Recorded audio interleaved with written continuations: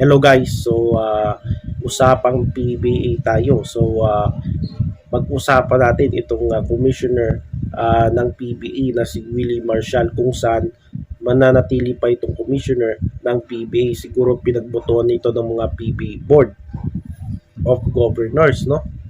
Uh, Merong 12 na PBA Board of Governors, no?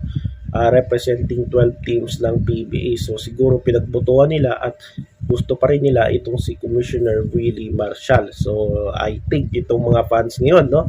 Kasi itong si Commissioner Willie, sentro ito ng criticism, no?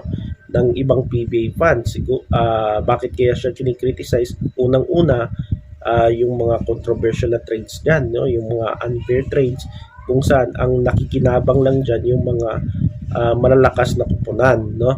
Lalo na yung SMC teams. Ikalawa, yung officiating. Ang ano talagang pinaka talaga ng pinaka-criticize naman ng lahat is officiating, no?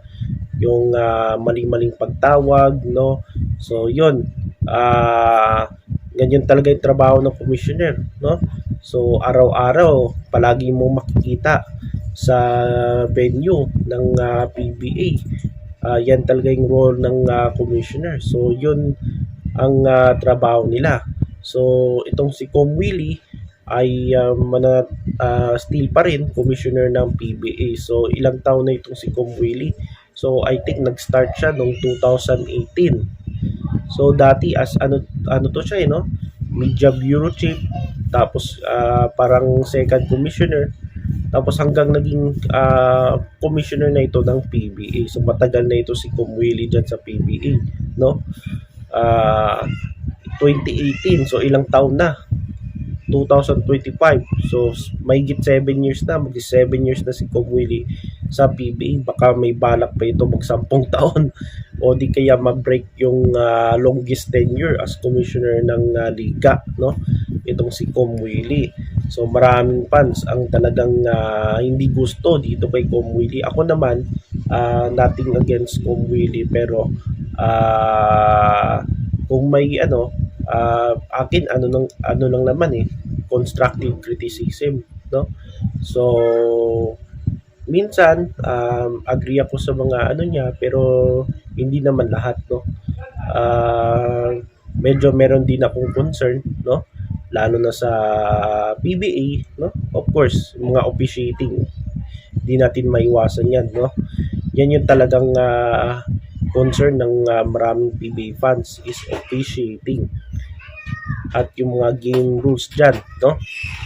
So, itong si Commissioner Willie, so tingnan natin. At sana man lang itong si Commissioner Willie, meron na siyang biggest achievement dyan as commissioner ng PBA. Kasi sa mga nagdaang commissioners dyan, ay meron silang mga bago sila umalis, meron silang mga biggest achievement na parang ipagmamalaki pa, parang legacy. Legacy kunuhay, legacy, no? So, dapat itong si Kumi, meron na siyang kung bago pa lang kung bago lang siya kung aalis siya sa PBA alimbawa, meron na siyang biggest achievement, biggest accomplishment sa kanyang tenure as commissioner. So unang-una, ano ba yung dapat na pwede maging yung biggest accomplishment na pwede niyang gawing legacy? Unang-una, yung of course, yung celebration ng 50th PBA anniversary. So yan, yung halimbawa sa October, magre-reunion yung lahat ng players. Dati at saka kasalukuyang players, coaches ng PBA. Ikalawa, dapat sana yung PBA Arena. So pinaplano pa lang yung PBA Arena.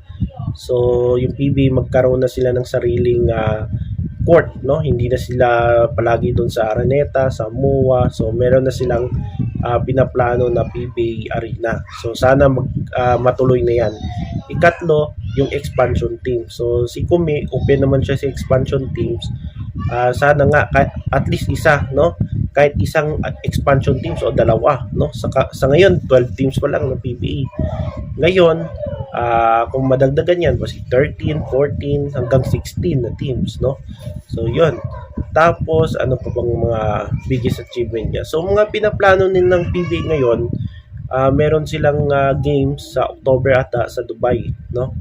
Kung saan maglalaban yung San Miguel versus Ginebra. Tapos meron din silang game sa Bahrain at siguro sa New York, no, sa Amerika. So umabot na pala ang PBA sa Amerika, no.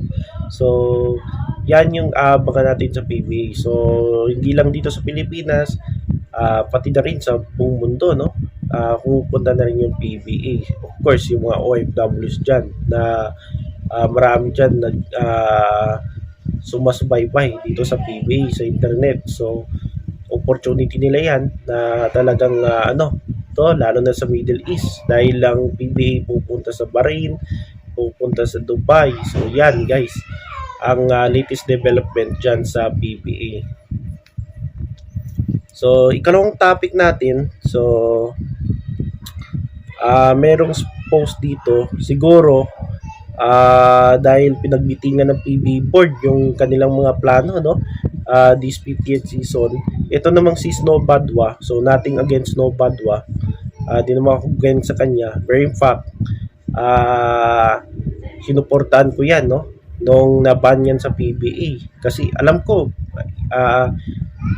kinikriticize niya yung Ginebra, no, kasi galit yung mga fans Ginebra sa kanya noon, no. So nung panahon na naban siya sa sinuportahan ko yan kahit Ginebra fan ako kasi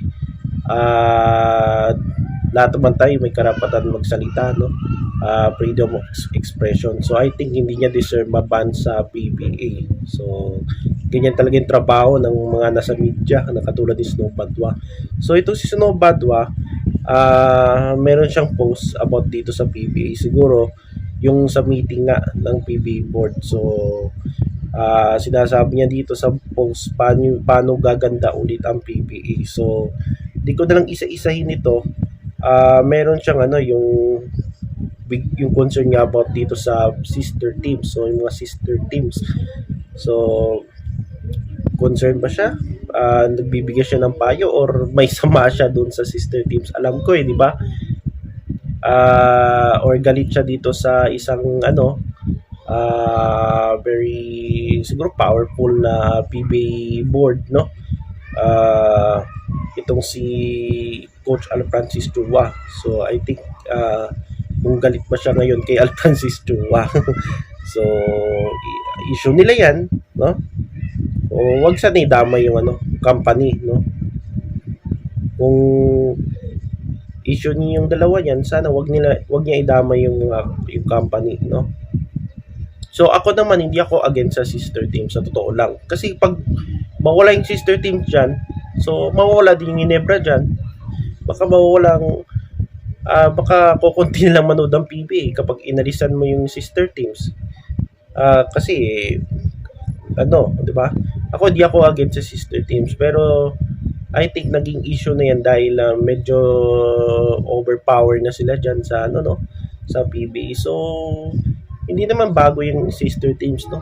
Kahit nga sa volleyball, no, sa PBL, meron ding mga sister teams diyan, no.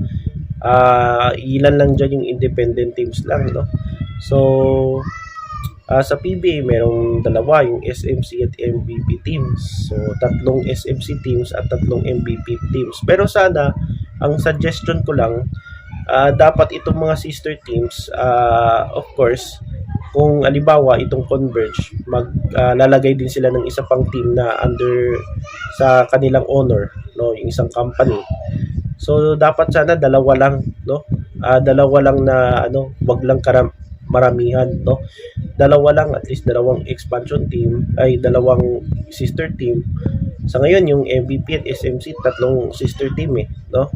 So sana kapag may pumasok dyan na halimbawa yung Converge, halimbawa meron silang papasok sana dalawa na lang, no, dalawa na lang sila.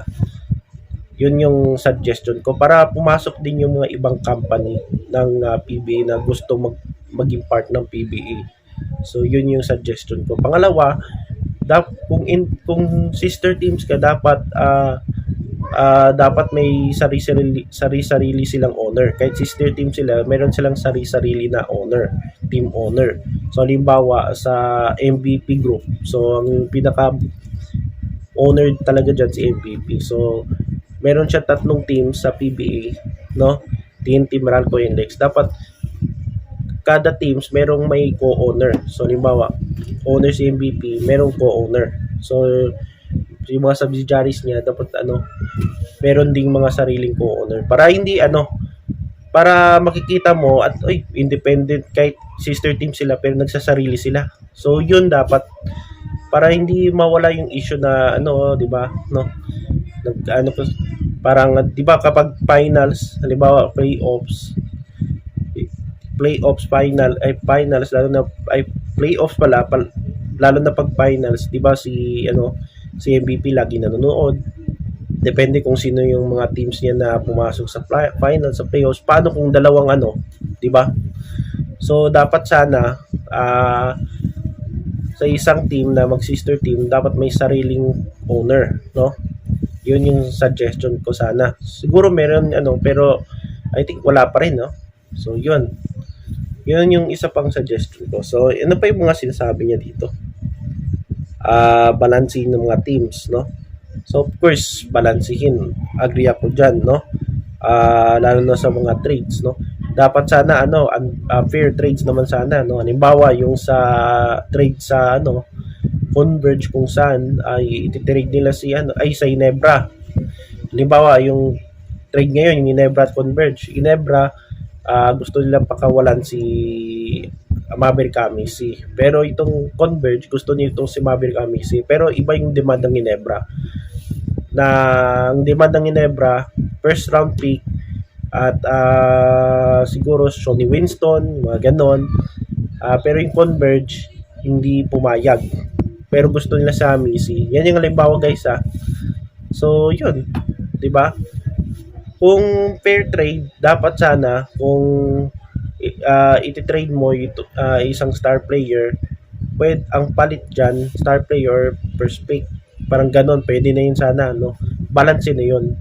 Pero kung star player tapos yung papalitan mo na sa bangko, medyo hindi fair yan, no? So yan yung naging issue ngayon dito sa PBA. So sana itong mga lalo na yung mga nasa baba dapat maging palaban din, no? Hindi dapat umaasa, no, dito sa mga malalaking teams. Wag sila maging parang binibaby sila ng mga established at mga malalakas na teams sa PBA. Sana maging palaban din sila. Tignan mo yung Rain or Shine at saka Converge, 'di ba? So, 'yun. Yung ginawa sa Converge, 'di ba? Yung gusto nilang kunin sa Amisi. Pero yung demand ng Ginebra, first round parang ang papalit baka Sonny Winston, yun yung gusto nila. Pero hindi pumayag yung Converge at hindi rin pumayag yung Ginebra yung kapalit nila na first pick at saka yung isang bench player. So yan dapat sana yan yung naging palaban sana yung lalo na yung mga independent teams, 'di ba? Sana maging sila, no? Papalag din. Ikalawa, yung sahod. So of course, agree naman ako dito sa patasin yung sahod ng PBA. Sa ngayon 420 pa no? Pero hindi naman lahat siguro ng player sumusweldo ng 420 per month. Ikatlo, evaluate ang mga teams na hirap sumabay. So, yan, pwede, agree din ako dyan, no? Bakit kailangan yung magsakripisyo ng liga para sa kanila kung kaya ng SMC? Siguro tulungan ng PBA itong mga, lalo na yung mga nasa baba, no? Na talagang umangat, diba? Paano bang umangat? Of course, i-promote sila, no? Ano pa ba, no? Kaapat, gawing exciting, interesting laro. Okay. Ano pa to? Pag exciting laro, balance yung teams, maraming mahihimok na manonood. Pag marami manonood, papasok ulit advertisers, mas maraming advertisers. I think marami pa rin advertisers ng PBA. Pero ang talagang dyan, dapat, dahil ngayon ay world of social media na tayo, dapat lahat ng teams dapat may mga social media accounts, no? Ilan lang teams merong social media accounts no? Facebook, Twitter, Instagram, YouTube. sana lahat ng team sa PBA merong mga social media accounts. Of course, para ano yung popost nila doon, yung mga highlights, 'di ba? Ng mga player nila, no? Yung mga ginagawa nyo sa practice, o di kaya yung mga gumagawa kayo ng mga gimmick dyan. Katulad sa Rain or Shine, yung nagkukulitan sila, mga players, pati yung mga ball boy nila. So, dapat ganun. No? Yung example, yung Rain or Shine, di ba? Makikita mo, meron silang mga gimmick-gimmick, di ba? Halimbawa yung mga players, nagkukulitan, nagtatawanan, kasama yung mga coaches, at saka mga ball boys nila. So, dapat ganun, no? So, dapat sa isa pang strategies yung social media talaga, no? Kasi nasa na tayo no? Marami nang gumagamit ng Facebook. So, dapat sana lahat ng teams, ilan lang teams ngayon ang may ganyan para maka-attract ng maraming fans. I think mas maka-attract ng maraming fans ang social media. Gawing libre ang streaming, ibenta ito sa mga sponsors. Dito mas magkaroon ng malawak na I think yung One Sports nagla-live sila minsan ng PBA, no? Ng mga PBA games. Sana kahit yung PBA sana magla-live stream din sila, no? Para hindi naman lahat nanonood ng TV sa ngayon So dapat sana kagaya sa MPBL, 'di ba yung mga games nila live nila. So dapat ganun din sa PBA. Kung streaming lang, kung gusto nila magbayad ng streaming, dapat yung sulit, no? Sulit at abot kaya sa mga fans. Kahit 1 month subscription, mga 150 dahil tinax na ngayon ng so mga 160 ganyan lang. Bigyan ng power ba to? Improve ang promotion. Of course, yung promotion yun. Bigyan ng profile video, anumang gimmick man larong na hindi pagkilala ng tao. I think sa Reno siya ginawa na yan, no? So, dapat sa ibang teams gawin na rin nila yan. Kahit yung mga bangko, lagyan nyo, i-video nyo sila, no?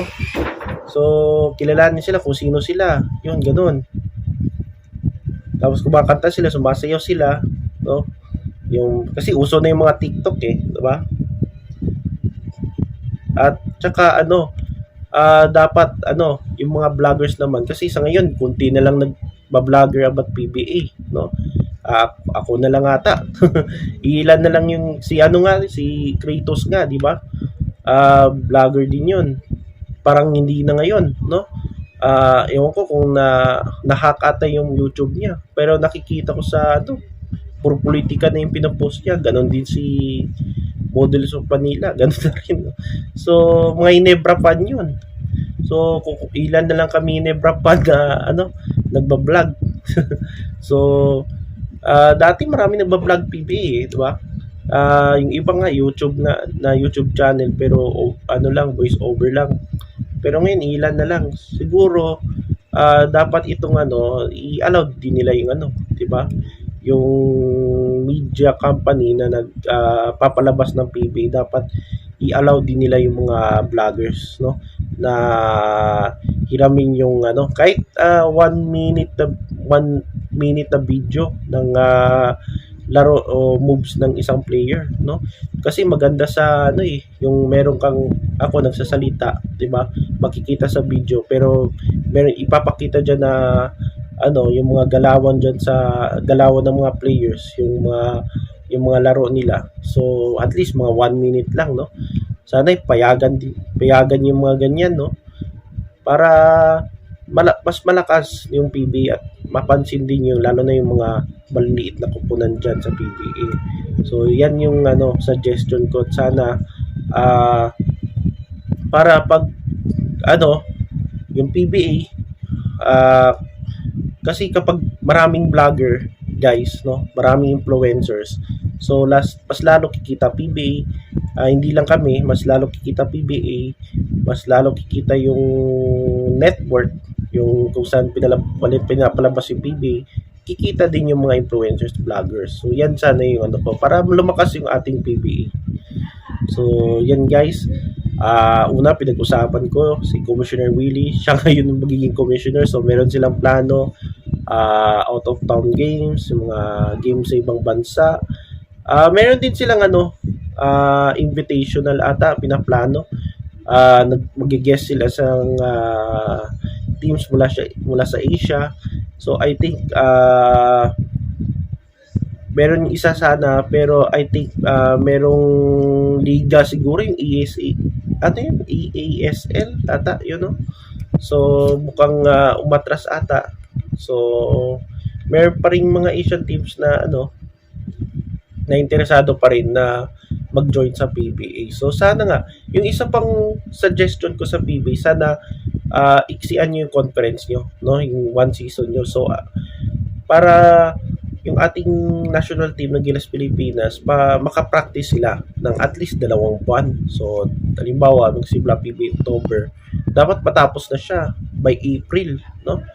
First week of April o third week of April, para kasi yung FIBA, yung mga tournaments ng FIBA, halimbawa yung World Cup, gaganapin niya mga August, September. So sana nga iiksian ng yung iksian ng PBA yung kanilang conference. So dapat matapos siya by May. So merong Ensayo Gilas June, July. So meron silang time para mag-ensayo, no? Mag-bonding. So importante sa player yung bonding at saka team chemistry. So sana nga iiksian, no? I-consider ng PBA na iiksian yung kanilang conference. So 3 conferences format pa rin. Dapat yung isa ay isang conference ay pwede invitational. So pwede silang mag guest ng mga teams mula sa kapitbahay natin sa Asia, lalo na sa Southeast Asia. So pwede nilang i-guest doon, tapos isama pa ng mga 12 PBA teams. So parang tournament siya, na parang FIBA, na parang NBA Cup. Yung NBA Cup, 'di ba? So parang yung volleyball, meron silang invitational cup. So sana meron din yung PBA. So yun, iksian yung conference, yung season, para may time yung mag-ensayo yung ating Gilas. So yan yung ating usapang PBA sa araw na ito.